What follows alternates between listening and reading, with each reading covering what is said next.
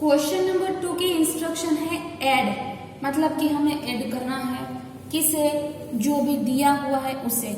तो कितनी टर्म्स दी हुई है, पहली टर्म है 3mn, दूसरी टर्म है -5mn, तीसरी टर्म है 8mn एंड लास्ट वाली टर्म जो कि चौथी टर्म होगी -4mn।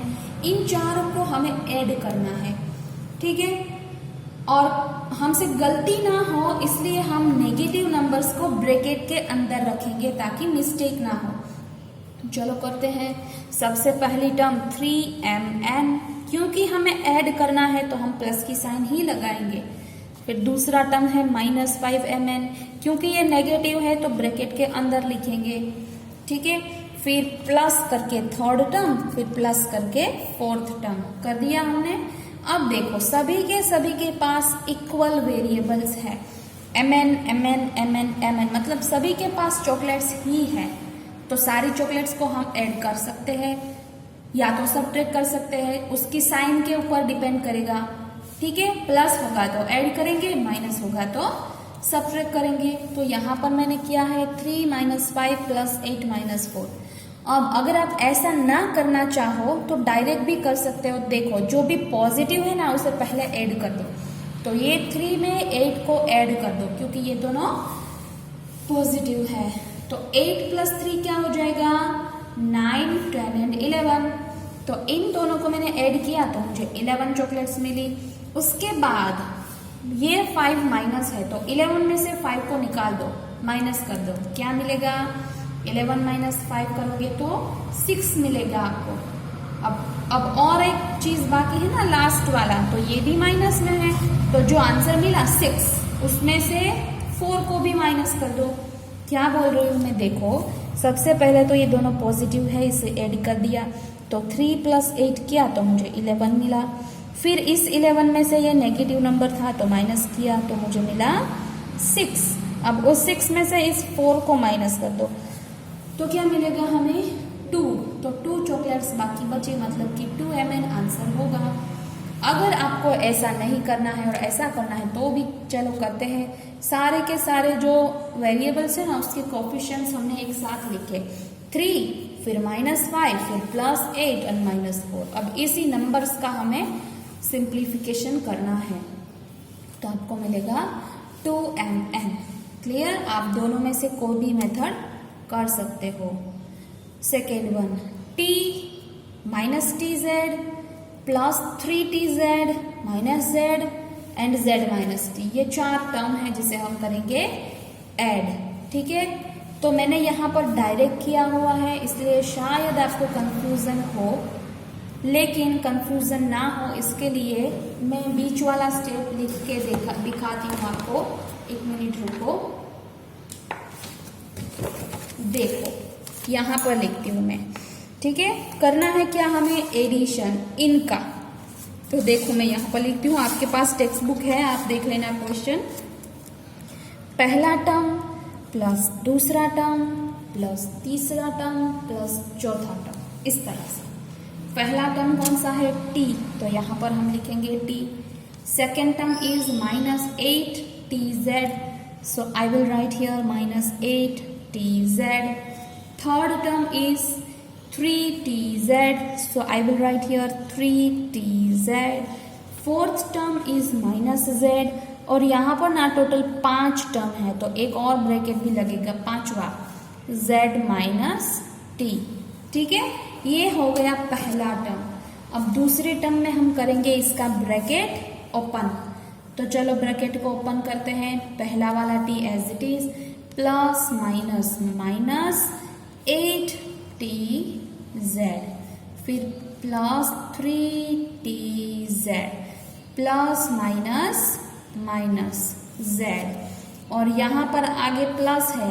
ब्रैकेट के आगे अगर प्लस की साइन हो तो अंदर कोई भी चेंजेस नहीं होगा। अगर उसके आगे माइनस की साइन हो तो ही हमें अंदर वाली साइन उल्टानी है, क्लियर। तो क्योंकि यहाँ पर ब्रैकेट के आगे प्लस है तो अंदर जो भी है जैसा भी है वैसा का वैसा ही बाहर निकलेगा, ठीक है, बदल कर नहीं निकलेगा।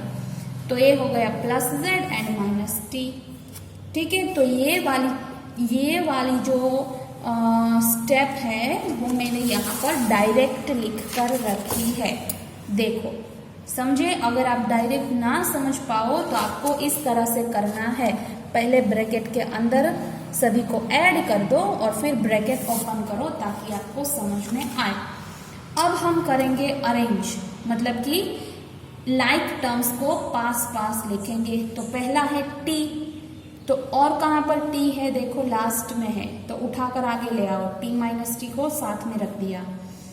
फिर दूसरा है माइनस टी जेड, तो और कहाँ पर टी जेड है, उसके बाजू में ही है, तो कहीं पर ढूंढने जाने की जरूरत नहीं, दोनों पास में है, वहीं पर बैठा दो, पास में ही है। ठीक है, अब उसके बाद माइनस जेड है, तो जेड के जैसा टर्म उसके बाजू में ही बैठा हुआ है, तो उसे भी ढूंढने जाने की जरूरत नहीं है। हो गया अरेंजमेंट। ठीक है, तो ये पहली पेयर बनेगी, ये दूसरी पेयर बनेगी और ये तीसरी लाइफ टर्म्स की पेयर बनेगी। तो टी में से टी जाएगा 0, जेड में से जेड जाएगा 0, तो पहला और ये आखिरी वाला है उसका तो आंसर 0 मिलेगा।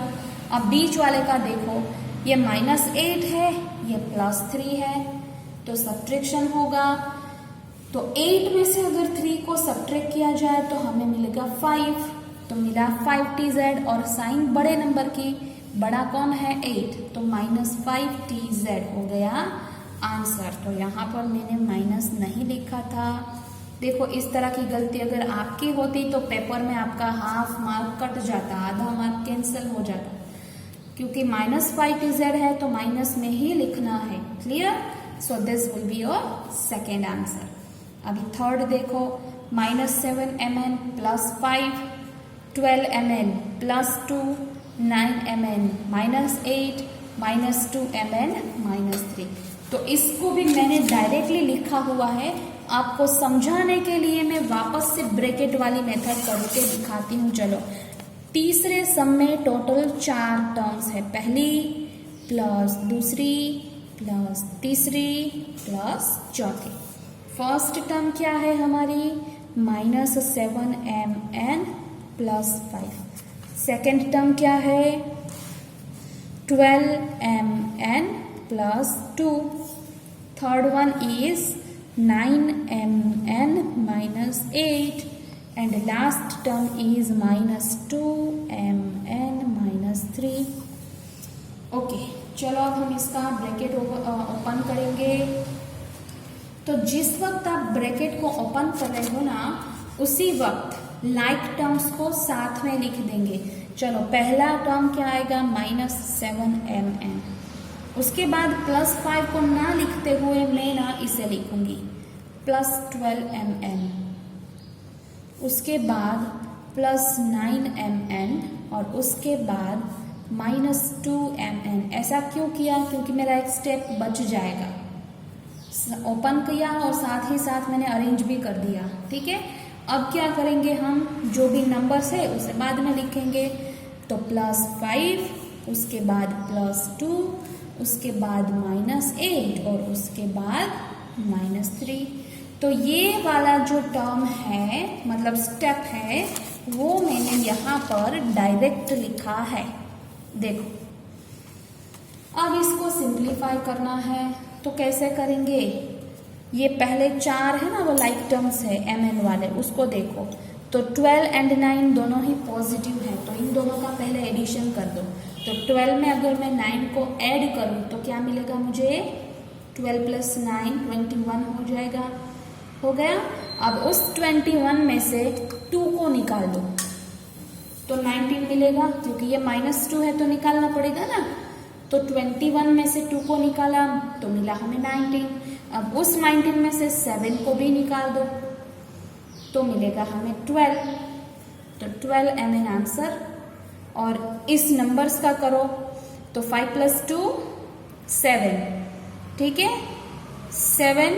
और इसका करो तो 8 + 3 क्या हो जाएगा, क्यों होगा ये प्लस, क्योंकि दोनों नेगेटिव है, तो ये हो जाएगा -11 एंड +7, तो इसका सिंप्लीफिकेशन होगा -4। ठीक है, तो ये हो गया आंसर थर्ड का। हाँ, और एक बात देखो, आप अगर इसमें इस तरह से सोचोगे तो 9 में से 2 को निकाल दो, 9 में से 2 को निकालो, क्या बचा?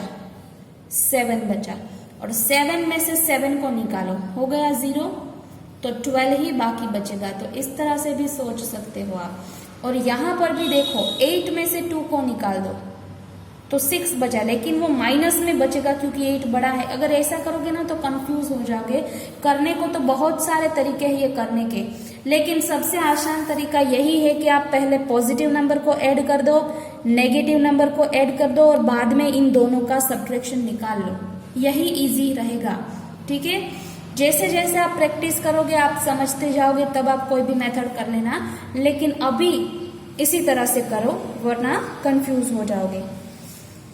ये देखो 4th one, a plus b minus 3, b minus a plus 3, a minus b plus 3। अब मैं डायरेक्ट ही समझाती हूँ आपको, ब्रैकेट वाली मेथड अब नहीं समझाऊंगी मैं, ठीक है। देखो मैंने क्या किया, a को पहले लिखा, फिर यहाँ पर माइनस a है उसको यहाँ पर लिखा, और इस वाले टर्म के पास भी एक a है तो इसे भी यहाँ पर लिख दिया। तो सारे a को मैंने साथ में लिखा। फिर b को देखो तो ये वाला प्लस b यहाँ पर लिखा, फिर इसका b मैंने यहाँ लिखा, और इसका माइनस b भी यहाँ लिखा। तो तीनों b को मैंने साथ में कर दिया। अब -3, ये +3 और ये +3, तो तीनों 3 को भी मैंने साथ में कर दिया, ठीक है। अब सिंप्लीफाई करो तो a माइनस a कैंसल हो गया ना, 0 हो जाएगा, तो बचा क्या? सिर्फ a। यहाँ पर plus b and minus b cut जाएगा, तो बचा क्या? सिर्फ b। -3 + 3 कैंसल हुआ, तो बचा क्या? सिर्फ 3। तो आंसर हुआ a + b + 3, ठीक है। अब ये वाला सम आप होमवर्क में ट्राई करो, 5th सम, ठीक है। 6th सम में करवाती हूँ। देखो यहाँ पर ध्यान रखो, 1 2 3 टोटल 3 टर्म्स है हमारे पास। सबसे पहला स्टेप क्या हो जाएगा? 5m। अब देखो इसके पास है 5m, मतलब m वाला टर्म हाँ है यहाँ पर, तो इसको यहाँ पर लिख दो उठा के, 4m। फिर तीसरे में देखो है कहीं पर m, यहाँ पर है, तो +2m। ये नहीं चलेगा क्योंकि इसके पास m तो है लेकिन साथ में n भी है, हमें तो सिर्फ m चाहिए, ठीक है। तो ये तीनों m वाले टर्म साथ में आ गए। अब देखो यहाँ पर क्या है? -7n। तो क्या सेकेंड टर्म के पास है n वाला टर्म? यहाँ पर है, देखो तो मैं इसे बाजू में लिख देती हूँ, और इसके पास n वाला टर्म नहीं है, ठीक है, तो हम नहीं लिखेंगे। अब इसके तो दोनों टर्म आ गए, इसमें से n वाला आ गया, m वाला, बाकी कौन बचा है? 2 बचा है, ठीक है। और यहाँ पर बाकी 2 टर्म्स बाकी है, अभी 3mn भी बाकी है और ये भी। तो जनरली रूल क्या है, ये जो कांस्टेंट है ना उसे हम लास्ट में लिखेंगे। तो पहले चलो इसे लिख ले, -3mn को, ताकि सारे वेरिएबल्स वाले एक साथ आ जाए और ये कांस्टेंट सारे लास्ट में आ जाए, ठीक है। तो 2 - 5 कर दिया। अब करते हैं सिंप्लीफिकेशन। तो 5 - 4 1 एंड 1 + 2 3, तो इसका सिंप्लीफिकेशन होगा 3m। वापस करती हूँ, 5 - 4 1 एंड 1 + 2 3। अब यहाँ पर -7 एंड +3, तो इसका हो जाएगा सब्ट्रैक्शन। 7 में से 3 को निकालो, बचेगा 4, तो आंसर आएगा 4n। लेकिन बड़ा नंबर नेगेटिव है तो माइनस में आएगा, ठीक है। अभी ये 3mn तो अकेला है, इसका कुछ नहीं होने वाला, तो ऐसे के ऐसे ही लिख दो। और लास्ट में जो है +2 - 5, इसका सब्ट्रैक्शन कर दो, क्योंकि एक पॉजिटिव है एक नेगेटिव, तो आंसर आएगा -3। क्यों माइनस में आया? क्योंकि बड़ा नंबर नेगेटिव है, ठीक है। अभी और 3 सम्स है, मैं एक ही करवाऊंगी अब, बाकी के 2 आप खुद से करोगे। ये 7th वाला होमवर्क में कर लेना, 8th वाला मैं सॉल्व करवाऊंगी, और 9th भी आप लोग खुद से करना होमवर्क में। तो चलो 8th सम देखेंगे हम, 3p² q²। यहाँ पर टोटल टर्म्स कितनी है, फर्स्ट, सेकेंड एंड थर्ड। देखो ये कोमा देखना है हमें, 3 टर्म्स है, मतलब कि 3 एक्सप्रेशंस है, ठीक है। अब करेंगे हम इसका सिंप्लीफिकेशन। तो सबसे पहले 3p² q², दूसरे के पास है ऐसा, हाँ है, तो लिख दो -10p² q²। क्या थर्ड के पास है ऐसा, यहाँ पर है, देखो लिख दो उसे भी यहाँ 7p² q²। तो ये तीनों एक जैसे थे, लाइक टर्म्स थे, तो साथ में लिख लिए। अब यहाँ पर है -4p³।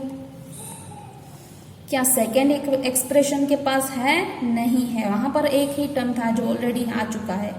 तो थर्ड के पास देखो क्या है, pq वाला टर्म, देखो यहाँ पर है, तो लिख दो 9pq। देखो मैंने पहले भी बोला था 9 और q इक्वल नहीं लगने चाहिए, तो 9 को हम ऐसे मोड़ देंगे, q को ऐसे कर देते हैं ताकि मिक्स ना हो जाए, ठीक है। और कौन सा टर्म बाकी बचा, 5 एंड 15, तो इन दोनों को लास्ट में लिखेंगे, ठीक है। अब सॉल्व करो, ये -10 है और 7 और 3 दोनों पॉजिटिव है, क्या इन दोनों को ऐड कर दो, 7 को 3 में ऐड करेंगे तो हमें मिलेगा +10, तो +10 एंड -10 तो 0 हो जाएगा। वापस बोलती हूँ, +7 में +3 को ऐड कर दो तो 10 मिला, और +10 में से ये -10 निकलेगा तो 0 बचेगा, तो इसका आंसर हो गया 0। फिर ये pq वाली टर्म्स है, उसके बारे में सोचो, तो -4 है +9, तो सब्ट्रैक्शन कर दो, 9 में से 4 गया तो 5pq बचेगा। सॉरी, पहले p आएगा फिर q है बाद में, और साइन पॉजिटिव ही रहेगी क्योंकि बड़ा नंबर प्लस है। और ये देखो +5 -15, दोनों का एडिशन कर दो तो 20 हो गया। तो फाइनल आंसर यही है, बस अब 0 को निकाल दो, तो 5pq + 20, डन। 9th वाल आप खुद ट्राई करो होमवर्क में। तो यहाँ पर question 2 over. Now we will go for question 3 in next video.